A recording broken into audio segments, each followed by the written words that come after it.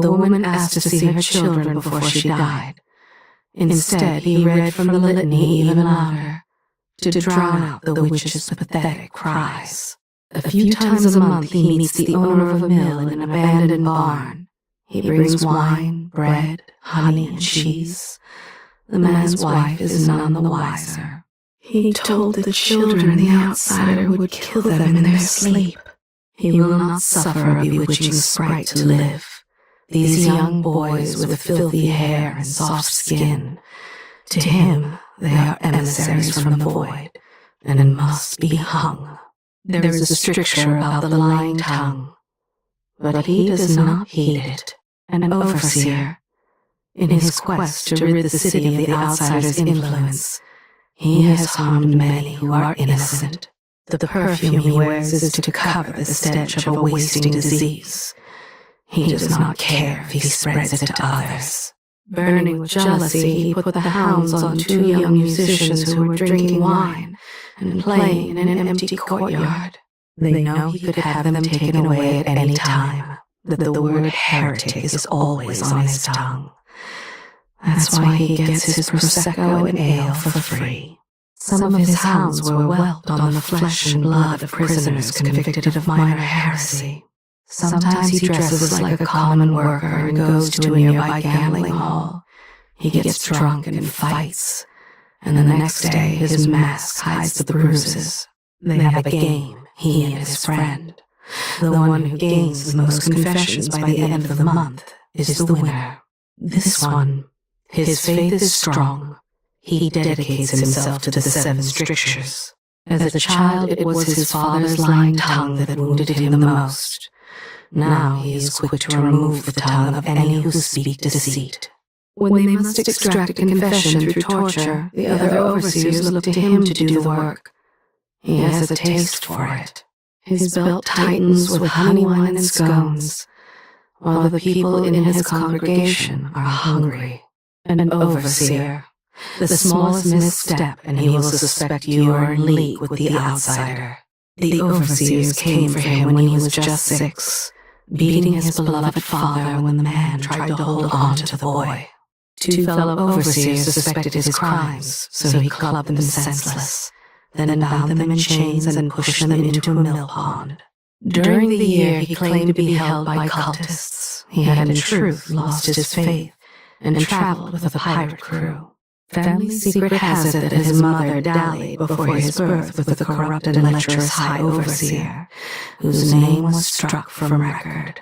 He tells them that their confession is all the reward he needs, but he also takes the coins from their pockets, rings and timepieces and such. He suspected the haberdasher of bone charm possession, but was willing to dismiss the accusations for a night in her bedchamber. The Abbey of the Everyman is the only home he has ever known. He knew the woman was innocent, but he despised her sister for rejecting him. He persisted until a confession was extracted, and then she was hanged as a witch. Every one of them suffers from an errant mind. He hates them for it, and once they confess to that, the rest is easy. He sifts through the offerings after the service, takes what he wants before handing the rest over to the Abbey accountant. When he can slip away, he spends his nights with 2 young aristocrats who live near the Grand Palace. He is ashamed, but thrives on their passion. This one longs to explore the vast unknowns of the Pandician continent, but he curses his roving feet and tries to put these thoughts from his mind. He is remembering a song, the first he learned at the Abbey. Cease, wandering gaze. Let not my eyes take in these evil days. During the trials of aptitude he was flagging, so he choked another petitioner to death and took his rations. Twice now the young artist has locked eyes with him during the service. He will have to cure the lad of his wanton flesh. It can only lead to misery. While he sermonizes on the dangers of the sorcerer and the witch, in his heart he does not believe magic exists in the world, and it makes him sad. The story of his pilgrimage grows with each retelling. In truth, He fell sick halfway between Dunwall and Whitecliff and stayed behind. During the 6 months he claimed to be sick with some strange malady. In truth, he traveled with a band of highwaymen, robbing travelers. This overseer has been seduced by power. He enjoys the way the children scurry away when he approaches. They know his cruelty. They told him she was a witch and a heretic. It was a confession they were after. But she was so young. Her tiny hands trembled. He let her escape through a window. He's not a believer. He tortures them anyway, seeking hollow confessions. It's all meaningless to him. When they see him coming, they avert their eyes and tremble. In truth, this is why he loves the Abbey. Snatched up from the beach village where he was born, and indoctrinated by the Abbey at the age of 13. Now he's done the same to a dozen others. His grandfather was devoted to the Abbey. So this overseer calmly recited the 7 strictures as he choked the old man to death. He is an overseer, on constant watch for heresy. His mood is solemn. They ply him with trinkets and favors, and he looks the other way when they miss a service or two. He had the woman dragged away. He was sure she was trying to bewitch him with her alluring lips. He interrogates his victims with zeal. There is always a confession. He hopes to see the Abbey of every man rule over all the isles.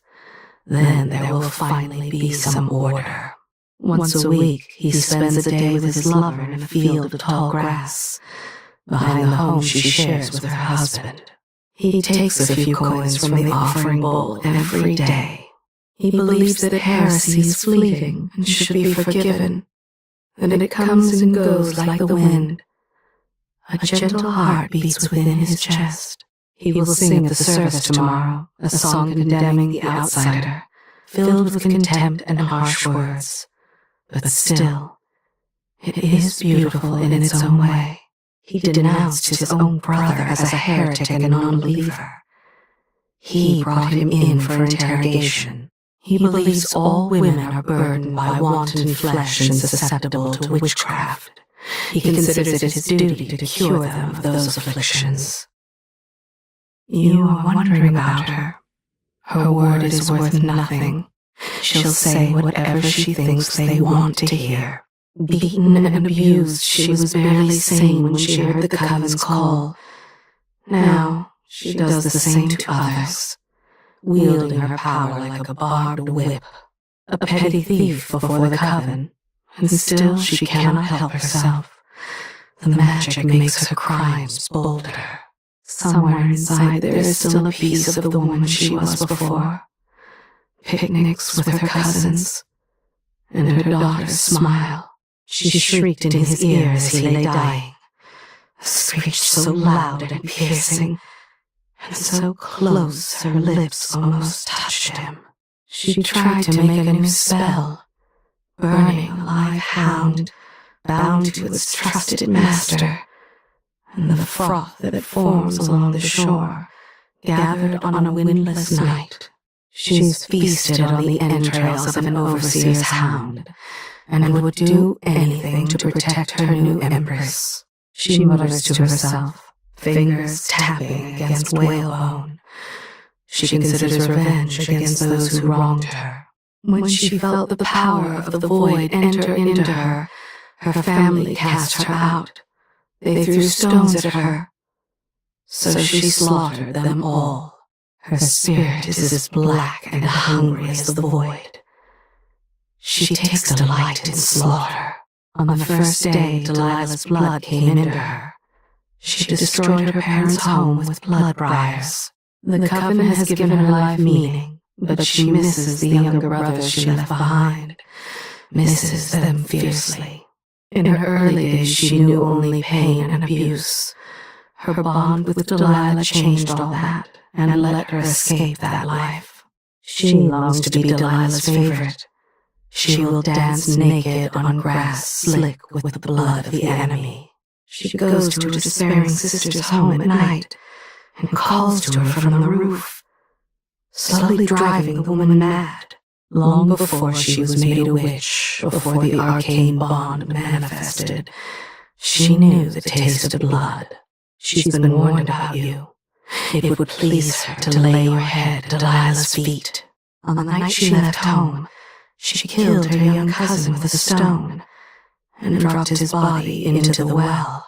When she is not needed, this one travels to Freyport to torture the blind father she left behind. There is magic here, strange and potent, coupled with great hostility. You are in danger. She desires to make a gift of your spleen, to deliver it to her beloved mistress with a lock of your hair and 3 small stones. She's a witch.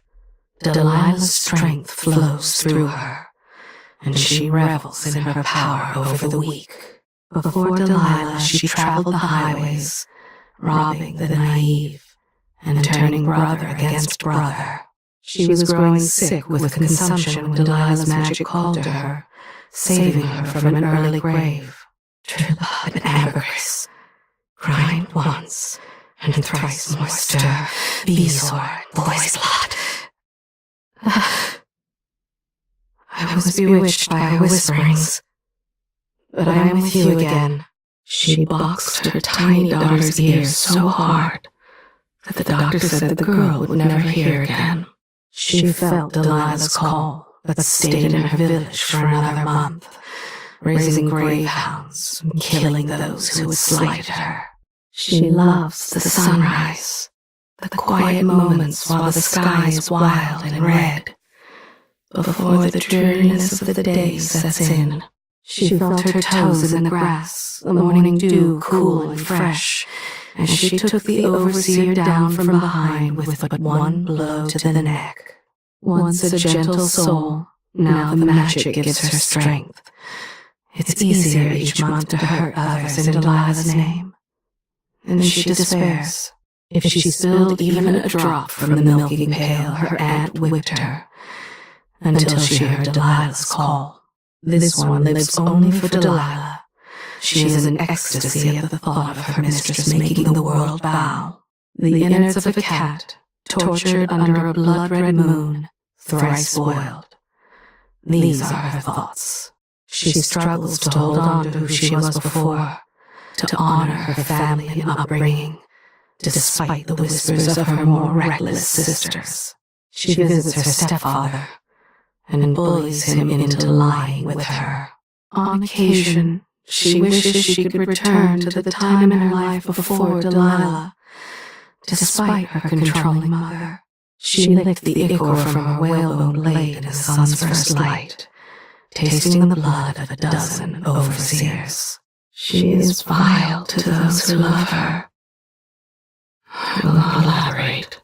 By night she gathers bones and driftwood, chanting the curses Delilah taught her. They promise she would have power over others, and she does. But it's her love of Delilah's magic that controls her. Before she joined the coven, she took delight in bedding men from the town where she lived, and slitting their throats in the night. Overjoyed at the thought of corrupting the oracular order, she plucked the eyes from 3 gray gulls and smeared blood and feathers in her hair. He cheated his partners, but they found out. Look where it's got him. The Medeo Street Stitcher, they called him, back when he was spry enough to wrestle down his victims. He spat on her, the Tivian woman who stooped yesterday to give him a coin. His only plan is to get drunk and stay drunk. When she handed him a coin, he bit a woman who resembled his late wife. The wound putrefied, and she died in agony. He wasn't always like this. One of his works still hangs in a museum. He's rotting away from the inside out, spreading the disease to those who share his campsites. He was cruel to his family, so when he lost his employment, he had nowhere to turn. He has a pencil-sketch portrait of his daughter, now worn to shreds.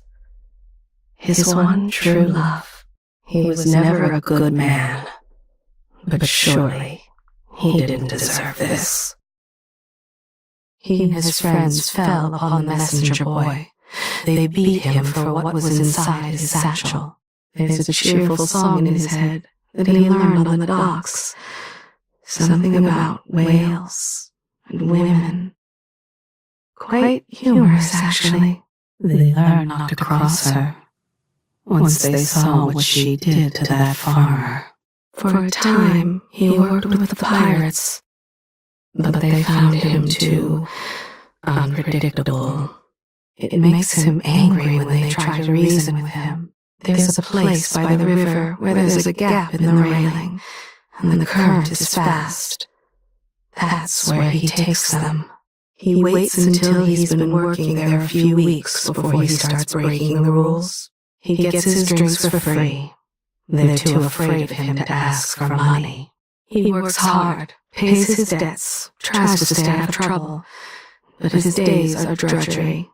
They run together and blur, like an endless gray fog from the sea. He's hungry. Right now he'd like a chicken leg and a Dunwall whiskey to wash it down. Too much sun and too much drink have pickled his brain. It's the fifth such accident this month. He told the crew that something's gone wrong with the machinery, but it's not the machines that have gone bad. He pushed her and she fell hard against the machinery. She lost the child. He takes things from his co-workers, little things he thinks they won't miss. When the whiskey runs out, he can get violent. He lured them there, and took their clothes and jewelry, and set the blood flies loose on them. He showed them what it's like to be covered with mud and filth, those fancy snobs who wandered into his neighborhood. He's had a few run-ins with the law, though his worst offense was singing while inebriated. He yanked the locket off her neck and threw it in the bay. He did something to the bottom of the ship. Something bad. Just as it left port. Somehow he's got the manager believing he's on time and hard-working. He pockets extra rivets and nails from work and sells them on the street. Black teeth, festering gums. His tongue crusted over, and he spat in her face. He made a big show of embracing the old widow to hide that he was tugging the silver brooch off her jacket. He has more muscle than anything else. He likes to push his way through crowds when he can. He's been watching for weeks now. He knows their routine and where they keep the spare key. The manifest showed there were 7 people who boarded at Colorado, but when the skiff pulled into the bay, he was the only one on it. At work he covers for a friend while she recuperates from an injury. She'll be strong again soon. He's as dull and as useless as the factory grinder he operates. He told them they'd meet up after the job to split the take 4 ways, but he'd stashed most of it by then. The manager yelled at him today, called him a pissmire and an idiot, but he bore it well enough. When he punishes his son, the bruises last for a month. They got suspicious after the disappearances in Alba. Now he's here, on fresh hunting grounds. The others try to lure him into their scheme, but he resists. He got angry when she counted out the wrong change. He pulled a wheel off her cart and crushed all the fruit. An angry drunk, loud and mean. His family takes the brunt of it. He's keeping an eye out in case he ever sees her again. He's going to hit her much harder this time if he does. After collecting his own wages, he changes shirts and uses the name of a man who moved away to Bailton to collect a second time. This one waits for the fugue feast, when he can do whatever he wants to whomever he wants. He's the one who took the money from the office, but he put the blame on the new girl. He works an extra shift tonight. There's a new mouth to feed at home. He told them he could lance a boil as good as any barber. He wouldn't give their money back when they returned complaining about infection. He lives with the pain of a wound, sustained while pulling his friend from a fight. Tonight he will buy the drinks. He feels like celebrating, hardworking, mostly honest. He gets a bit boisterous after an ale or two. The woman caught him pulling trumps from his sleeve, so he broke her jaw. He sent the crates, knowing full well they were infested with blood flies. Now it's their problem. This man is infested, barely human. He was a thief before. Now he's only a nest keeper. He was looking for one of his girls to show her how to behave.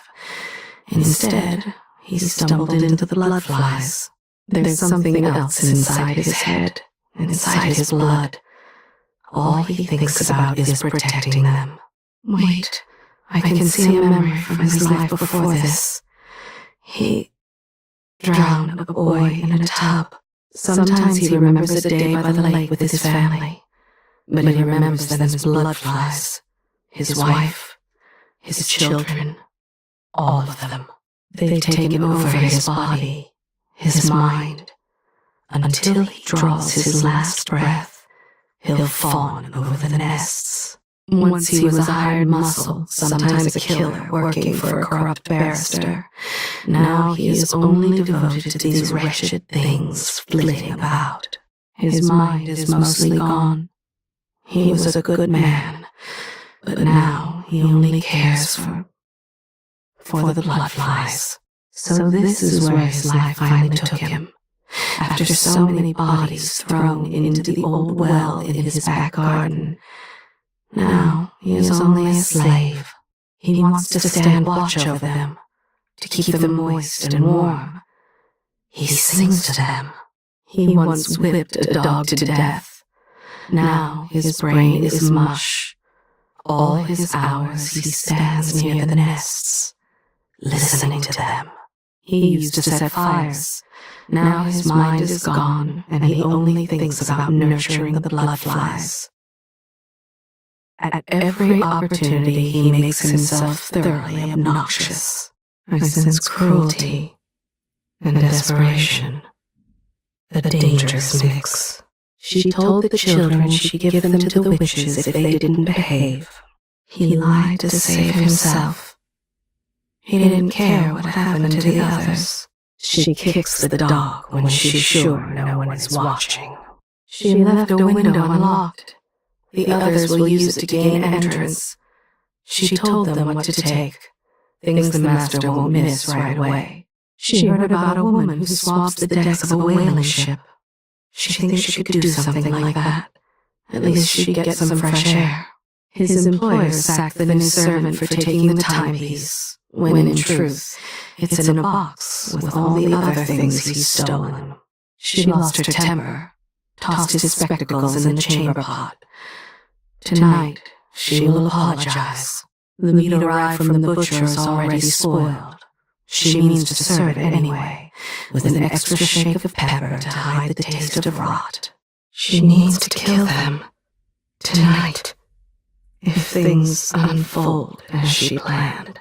She shoved a woman who crossed her path on the way to the market. This one? Well, don't eat the stew. She pisses in it. This one is cruel. She put cow dung in his bathwater. I could go on, but what more do you need to know? There was a young man, but he died before they could marry. Her heart has never mended. She dumped the ashes from her pipe into the chowder. Watching, she never went to the girl's aid, never even called for help. She made up the whole story. An innocent girl was arrested because of it. She's sweet to the girl when others are around, but cruel the moment she can get away with it. She is what they call an eye servant.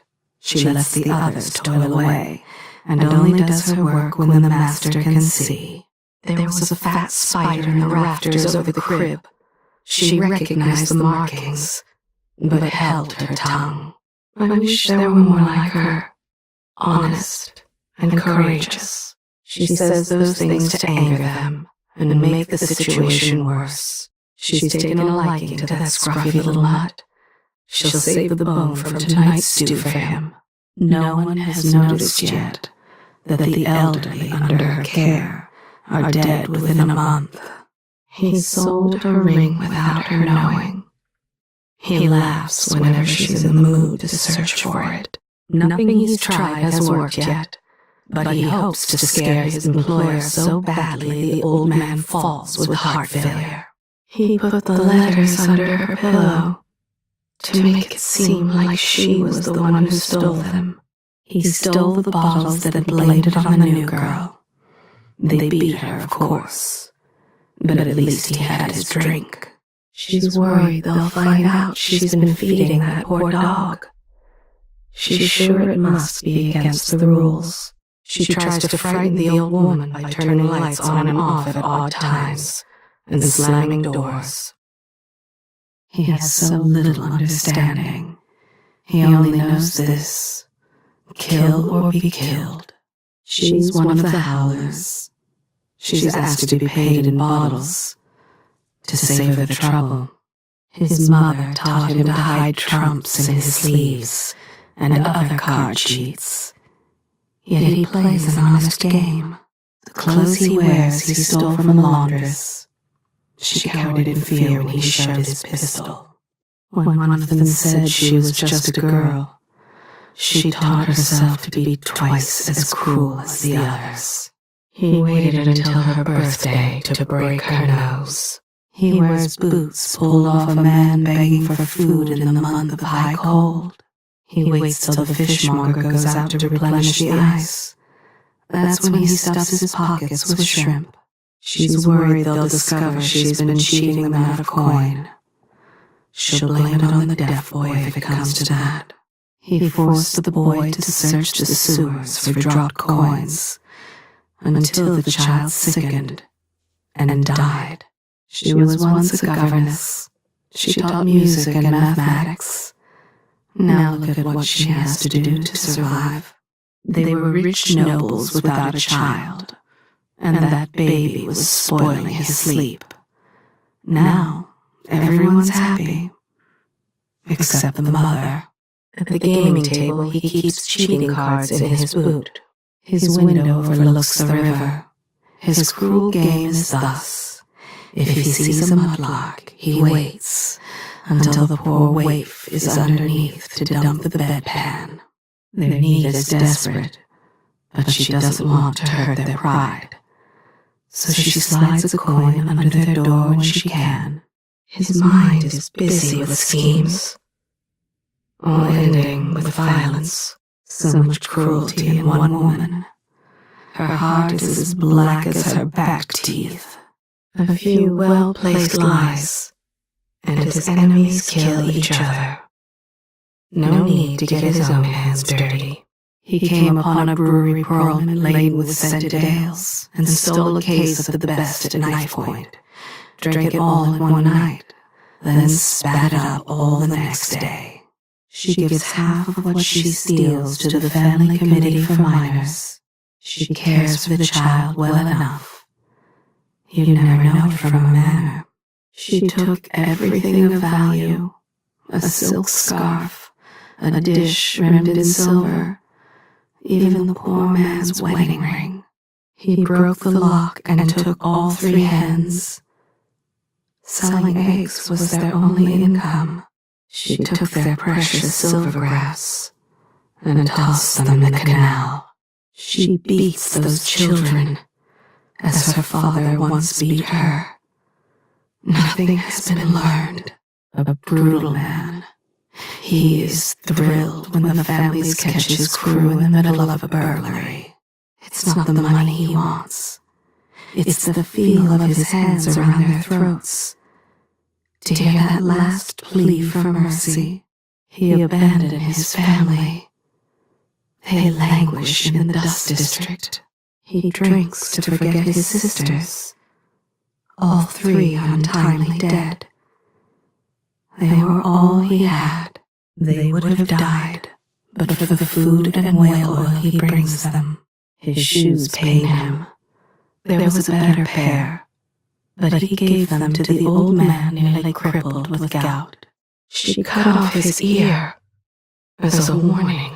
He's one of Paolo's men, a howler, a thief and a cutthroat. Nothing more. Her favorite game is to pretend she's soft and demure like the women they've known. The look on their faces when they realize, too late, the child of hucksters from Morley. There was a time he thought he might escape that life. She's thinking of her son, his silly games and soft brown hair. She wishes the fevers had taken her instead. He has 4 children. Their mother was killed by bloodflies 7 months ago, but he will not abandon them. They laughed at him, but he showed them what he's made of. They don't laugh anymore. They still haven't sorted out how he wins so often. He is eager to go back tonight and cheat them all again. She likes her victims to cry and beg for a while before she releases them to the void. He told the boy to never give up hope, though his own spirit was broken long ago. She cut off his ear. None of them bothered her after that. He breeds bloodflies in an old silo. His rivals spend their last seconds locked within. She always cuts the skin from their faces before killing them. She's thinking they should have killed her when they had a chance. Now, they'll all pay. Afraid he'd lose the duel, he paid his opponent second to load the pistol with ash. She held the knife to his throat while he begged for his life, and she let him keep it, but not his tongue. He sends letters, pretending to be the man's daughter. That way, the money still comes every month. Though the girl died over a year ago, I sense sickness here, confusion and anger, the mind of a murderess. Show me no more. He told them it was just as good as Sokolov's health elixir. Told them it was supposed to smell like that, like urine, due to the secret ingredient. When she was only a street urchin, she watched her cousin drown. Out of curiosity, when his mother died, he sold her hair to a doll maker and drank away the money in a single week. Eventually they'll realize just how much he's stolen from them. He wanted the apartment, so he drove them off with threats. A young woman and her elderly uncle. She sprinkles a powder in their ale. It smells of lemons, and when they start to nod off, she turns out their pockets. One day when he was hungry, he entered a house where a family was having dinner. He killed the father, sat in his place, and forced the others to watch him eat. Paolo told her to cut the man's throat, but she took pity, cut his bonds instead, and let him get away. He follows the widow with the poor knees, knows where she lives. He'll start by gaining her trust. He feels no remorse for cheating them of their home. He's thinking it's their own fault for being foolish enough to trust him. She took the bullets from his pistol and replaced them with ash. A year ago in Freyport, he used bricks to weight her feet. Her head was just above the water. He smiled as the tide came in. She collects gold. No. It's gold teeth she collects. The dice are special. shaved ever so slightly. She keeps them tucked into her corset to lend her a wind when the betting really gets going. She's part of the Howler gang, but she'd rather be a baker's assistant or pour drinks for a living. The blood flies. She uses them to hide what she's done. Clever. Disgusting. She knows the drink is killing her. She plans to make their lives miserable before she goes. Years ago, he was an accountant. Back then, he stole money without the threat of violence. They trusted him until he slit the father's throat. Then, they understood. She once shot another Howler and left him to bleed in the street so she could escape the Grand Guard. He slid the jeweled cuff from her wrist as she lay dying. As a joke, he sent a blind man into an abandoned building infested with blood flies. It's her view they're all fools, and she may be right. She's been taking an extra cut for years. They were warned, but didn't think her capable of such things. Now they know. It wasn't enough for him to just take their silver. He gutted them. Even the boy. He can read. He thinks now of a poem he once read. On the waters, far from home, upon the wind did ride. Every time he takes a life, he marks it by cutting a new scar into his dog's back. No loyalty, no honor. A scoundrel for certain. She served them black pudding. It was only later they discovered whose blood she had used. They were more than friends. She begged him for help. But the coward, he did nothing. She's one of Howler's gang. She likes the mayhem. It excites her. She is with child. For the baby's sake, she plans to join her uncle, his farm just outside Bastilion, if she can make it. He plans to cheat them. Maybe worse, if they catch him at it. The jacket he wears, he pulled it off a dying man. It was the buttons that caught his eye. In the month of Nets, she killed a family in Colorado and made it look like blood flies were to blame. Even now she plots. She thinks she can distract the manager while her man finds the money box. He has a charming smile. That's how he gets them to trust him. A terrible mistake. She was once a grave robber, made a profit during the fever years.